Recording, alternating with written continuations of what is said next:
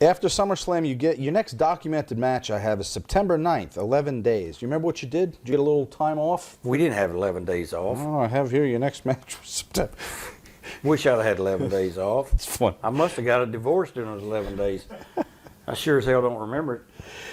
All right, the aftermath. Do you remember what your payday was for that night? It was a good payday.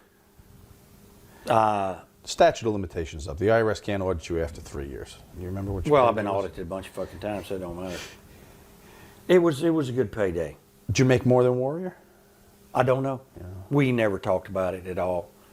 We never talked about that. It was more than I expected because of WrestleMania 3 was so much less than I expected. It was fair, I suppose. I knew I was on the way out. Who knows? You know what? I looked at it as a gift toward the end of it now because I hung on long enough to get that. Well, I was going to say. I hung on long enough to get that one good check. Was it a fair enough after 454 days of sellouts? Or thereabouts? Well, when you look back, you always say, well, you know, That so you and gave so, the so company. and so got 60,000. Warriors stood them up because Hogan got 650,000 for SummerSlam or something a year before that or a year after that. When guys, you know, it's like, are you kidding me? Hogan's makes 600,000. And this is what I made. So it all comes with the territory. It all comes with. It is what it is. Some guys at WrestleMania 3 were, you know, they made 50,000, 80,000, 100,000, $200,000 probably. No one really ever talked about their money. Really. What are you told is coming next by Vince? After Anything? that, Yeah. there was nothing. I wasn't told anything until I did these return matches with Warrior. Right. And then I was in the cafeteria one day and I see Jimmy Snuka come in the lunchroom at one of the buildings, and I went over to Vince and I said, you know, I wouldn't mind having a little run with Jimmy, and I'll get him over. And he said, really? I said, yeah. And then we started. Rhythm and Blues happens not too long after this, right? Well, see, I knew I was finished. They're going to job me out with anybody, mid-card, lower card. The money was gone. Right. I mean, I know what mid-card, Madison Square Garden sold out. You're in a mid-card match, you can make $600 fucking dollars. Not 6,000 like you'd make with someone, or 8,000. You're going to make 600, 700. And now you're in the sea towns. You're in Scranton, Pennsylvania. You're in Lowell, Massachusetts. You're in Des Moines, Iowa. I mean, you're making $1,500. You're making $750 in Scranton. The money it dries up fast. And so I knew that if I could get in and do the thing with Jimmy Snuka, they maybe had some plans. My money would go up. So I maintained a little bit of a steady income with Jimmy because we weren't feature matches by any means. But then we worked up a month or so later to feature matches in those small towns. And those small towns would pay $2,000, $2,500 on top, which wasn't bad. It wasn't $5,000, but it was steady money.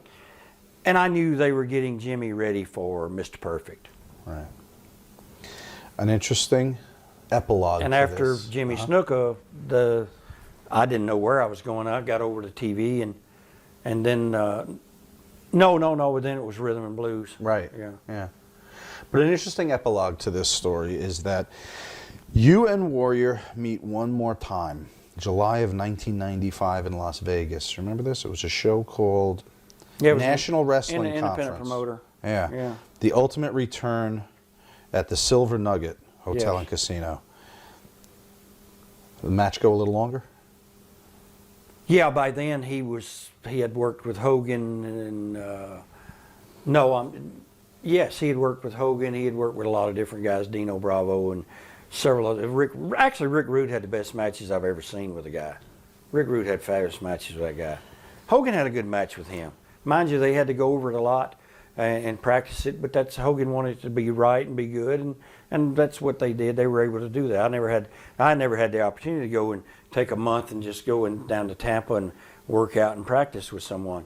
But the Warrior match in Las Vegas, it didn't go as long as you would expect because he was pissed off at the promoter about something. He didn't want to be there. He just barely talked to me. We went out, did something silly nonsense, and got out of it and was done. And so it was not even memorable at all. I remember being in Las Vegas at that particular Silver Nugget, and that's about it. You look back at that SummerSlam as a highlight.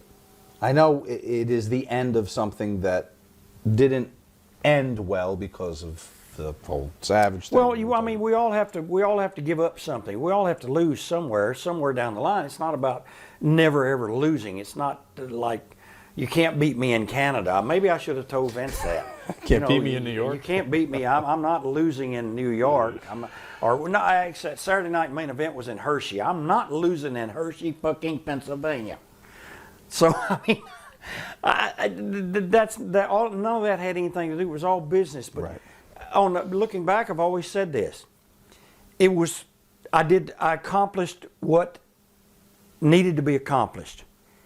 I got him over right away he was an automatic star. Right away. Mm-hmm. It was good for the company because they needed somebody, and they needed somebody quick and fast to be over right away. And he was over right away. So it helped the company. It didn't hurt me to lose to the Warrior then, at that point in time, because it was done the right way. It was done the way I wanted to do it. And I was happy doing it that way. Could somebody have given me a different or a better way to do it?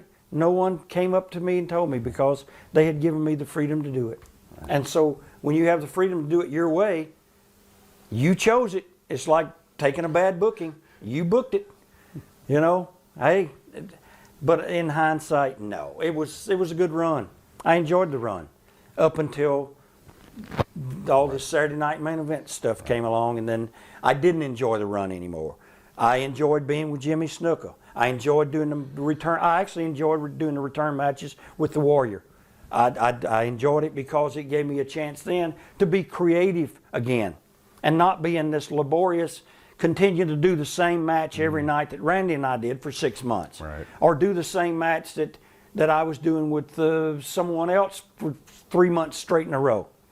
With the Warrior, then after he won the belt and I had return matches, then I started building things into match with him. I started being creative with him and doing things that helped, ultimately it helped me with the crowd because it didn't make me just a job guy that had been beaten in 20 seconds. Right. I was able to put together things during the match and give them the finish that they sent down from the office that obviously popped the crowd and meant something.